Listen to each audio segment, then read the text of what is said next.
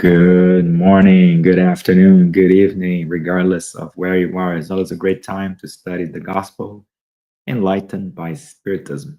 Today, we'll be discussing chapter 40 of the book, Our Daily Bread, which is called In Preparation and which is based on Hebrews chapter 8, verse 10.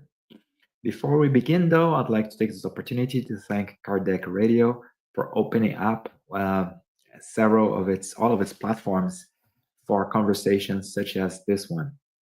Kardec Radio again is available in several social media platforms, including the platform formerly known as Twitter, the X platform. So before we begin our conversation, let's close our eyes in a moment of silence and take this opportunity in prayer to thank God, Jesus, our spiritual benefactors, for always being with us and always being rooting for us, always being ready to give us support, to give us assistance, to enlighten us, guide us, and also asking them for inspiration in our moments of troubles and strength so that we can try to do what is best regardless of the circumstances. May God's love be with us always. So be it. So again, we're going to be talking about chapter 40 of the book, Our Daily Bread, which is based on Hebrews chapter 8, verse 10. And it goes like this: I will put my laws in their minds and write them on their hearts. I will be their God and they will be my people. This is quite interesting because this is actually in the Old Testament. And and in this message here, that came to us, that arrived to us through mediumship. It is indicating that there is a new covenant, there is a new agreement with quote unquote agreement with God, and that there will be this new agreement, which is basically shows a new paradigm when it comes to staying connected with God, with divinity. So we do not see here a mention of anything external. We do not see any mention of any ceremonies or any kind of special attire. But here the message is that the laws, and my laws, of course, the laws of the moral laws, the laws of the universe, the laws that include the laws of charity, justice, and love, the laws of freedom, the law of progress, all the other laws that govern the universe, the laws of morality, the laws of what's good. And those are the laws, divine laws, that go above and beyond any kind of laws that us humans here can conceive on the planet. And here, the message is that those laws are going to be in their minds. So they're going to be in our minds. And so it talks about putting the laws in somebody's minds. So, and write them in their hearts. So writing those laws in our hearts. So we see here the inculcation of the ideals in our thoughts, in our thought process, in the process of rationalization of doing what's right, as opposed to just being something that we do automatically. It is something now doing good, following God's laws, following the moral laws. So it is something that is going to come from us because we know we were going to rationalize and process and make decisions that are in line with those. And then the second part here talks about writing them in their hearts, in this case, writing them into our hearts. So again, besides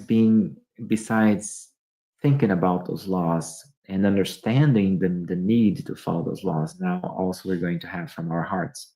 Also, we're going to follow those laws with our hearts, with sentiment, with feeling, with with a drive to do what's right.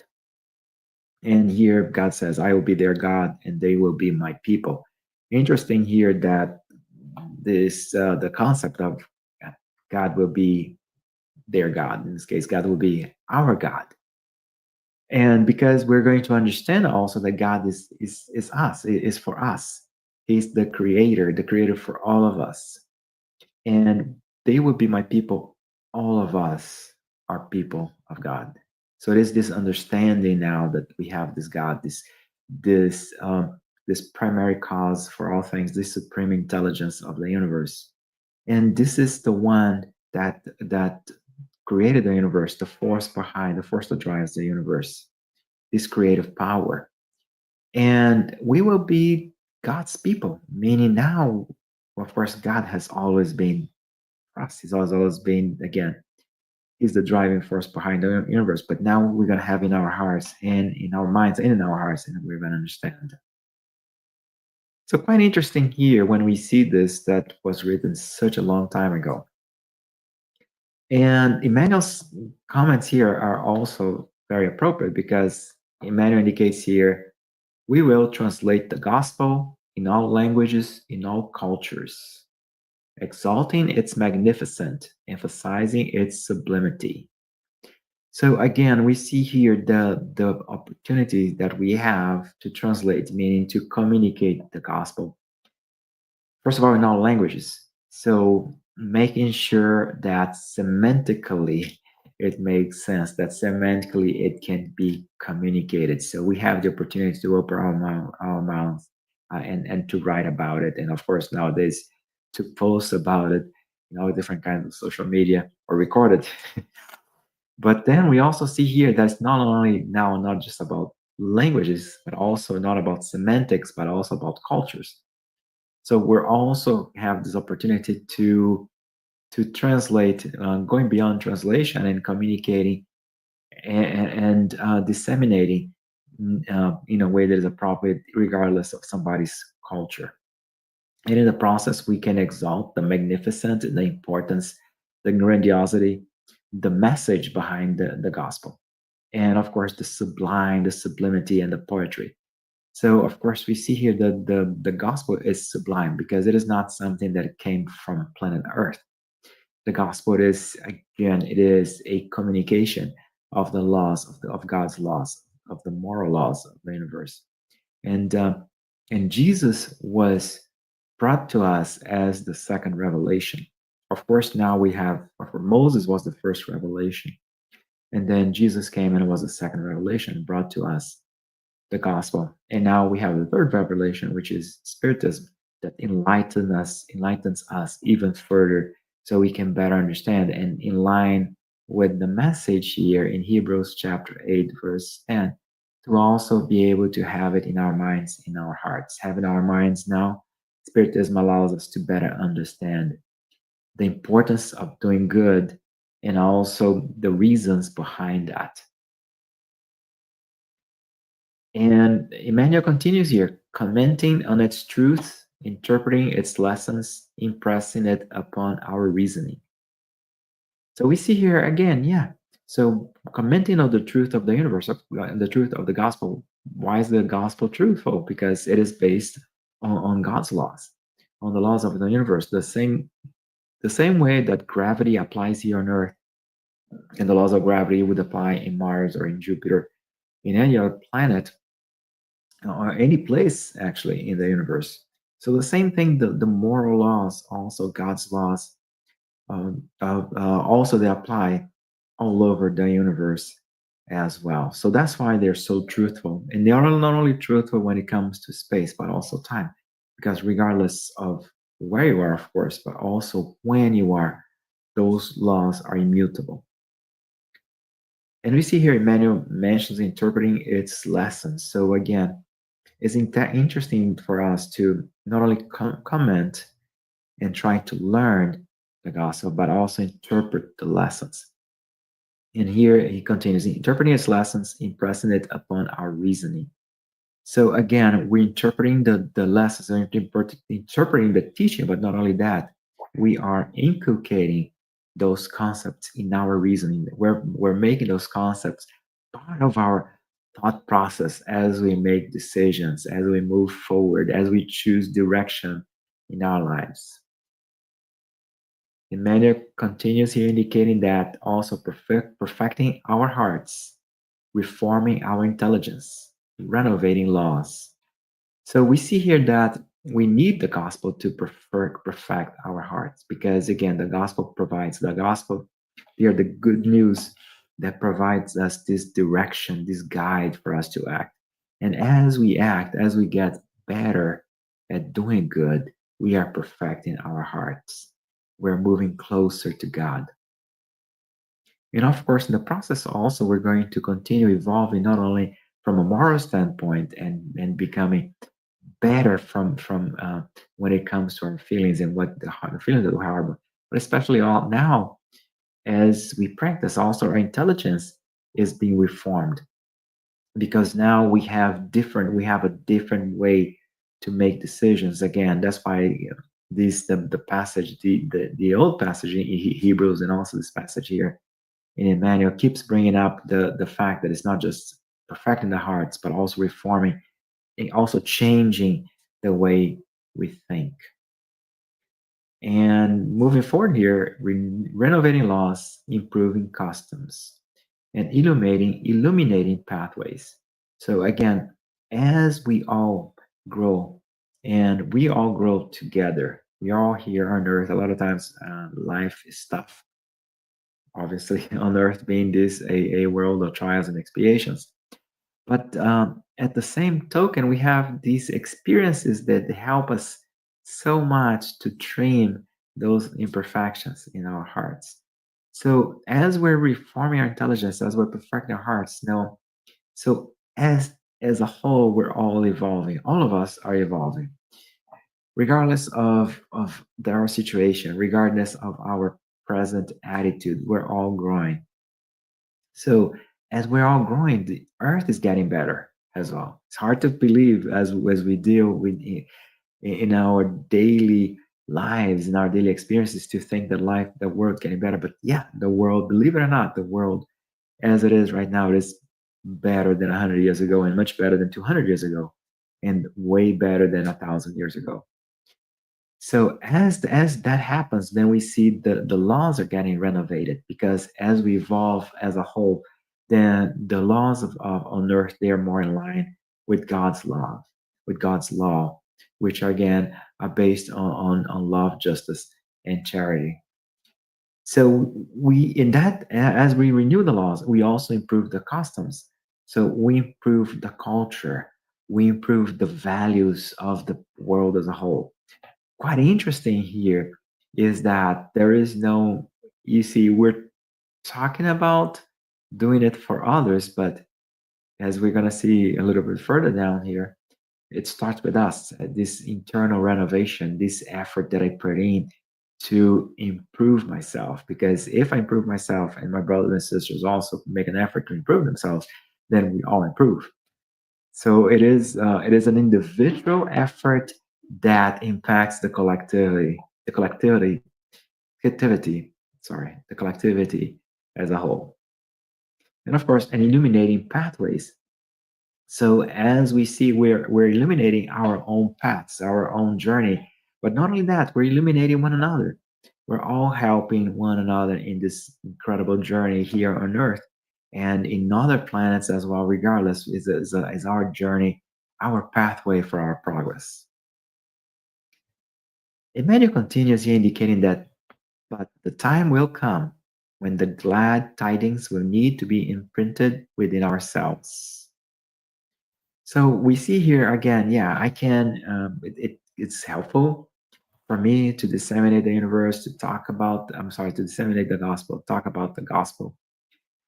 But as we as we progress, as we get better, as we improve ourselves, then we see the glad tidings will need to be, the good news will have to be imprinted within ourselves. So it should not just be a superficial decision or a superficial attitude. No, it has to be imprinted, has to be inculcated, has to be made be part of our hearts.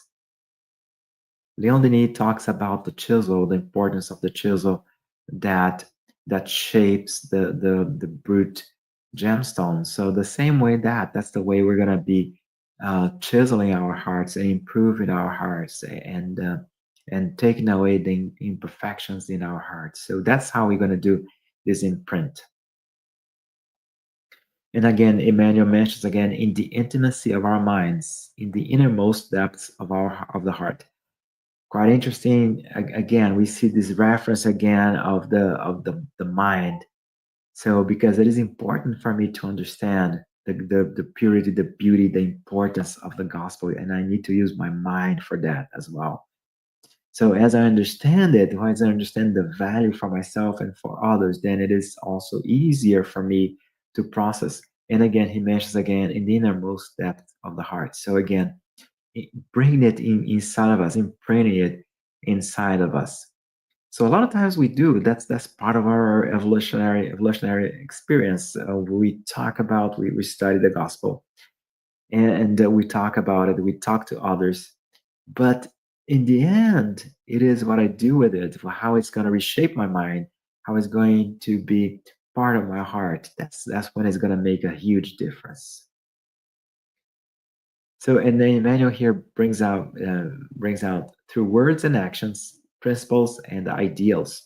So we see here that again through words, we can continue talking about the gospel. That is awesome. It is gospel is good news. It is something that we want to talk to others about it. But also, it's something we need to act. It's something else that we need to do. We need to put into practice, just like any training that we take. The training is only as good as the practice that I apply it on. That's when I truly learn what I have studied. So with the gospel is no difference. And again, we see here with principles and ideals.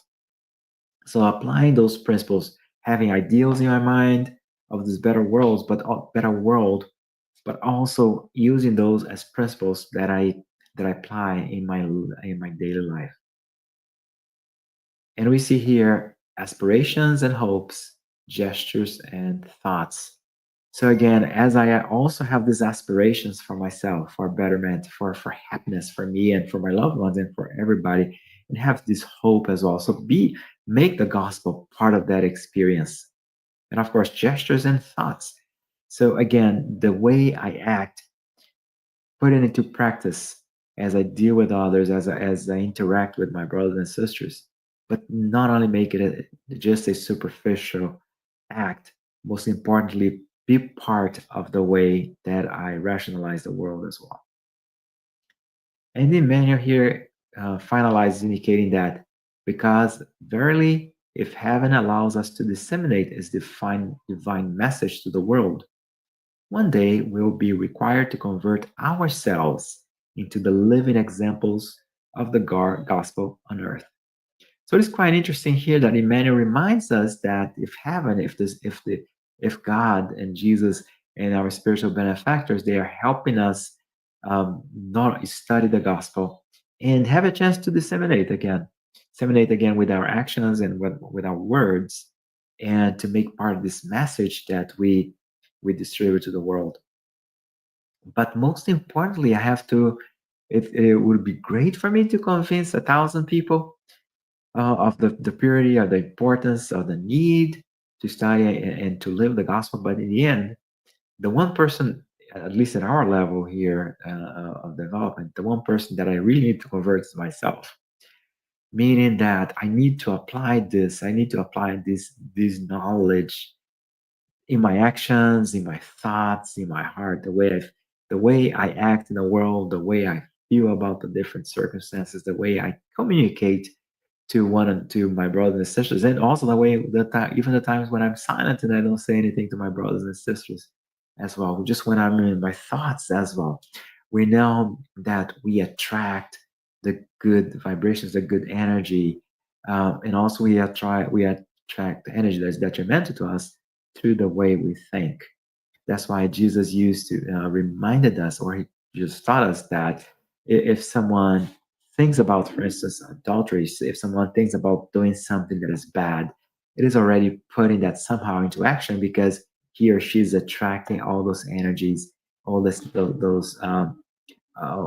all this negativity, and also having a chance to propagate it all around. So we see here that even our thoughts are important. So it is not just the way people see us, but especially the way how we feel and how our mind operates. And again, So the living examples of the gospel on earth. All of us one day are going to become living examples of the gospel on earth because all of us are growing. All of us are growing day by day. It's super hard for us to understand the growth. The same way that it is hard for us to look at a tree that starts as a small seed and then one day it is this huge, magnificent and it constitutes a beautiful forest. And the trees that grow to a normal sizes, they all one day they start very small, very minute, and until in that, but that was their starting point. So the same way as the gospel in ourselves as well starts very minute. My hope it's because it has a starting point, but then it will have a chance to flourish and to grow, and then at that point produce the necessary fruits for all of us to benefit ourselves and to benefit all of us. But again, it has to be part of our growth process.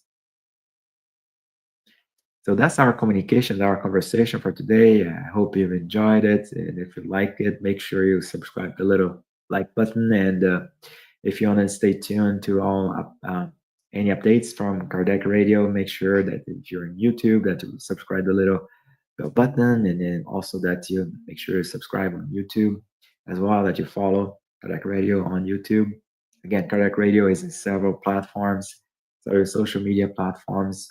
And it's one interesting detail also is that in the X platform, it is possible for anyone to send questions and to provide comments and feedback as well. So at this time, let's again close our eyes in prayer and thank Jesus, thank God, and our spiritual friends for all the light that the gospel has always been providing to us, not only today in this present reincarnation, but in the several other times here when we were present in the flesh. May we slowly but firmly apply what we learn in the gospel, apply in our actions, in our decisions, in our thoughts, in our attitudes, apply as we talk, apply as we help one another, help materially, help emotionally, help mentally, help in so different ways. May God be with us, always inspiring us and giving us strength so that whenever we act in accordance to the moral laws of God. So be it.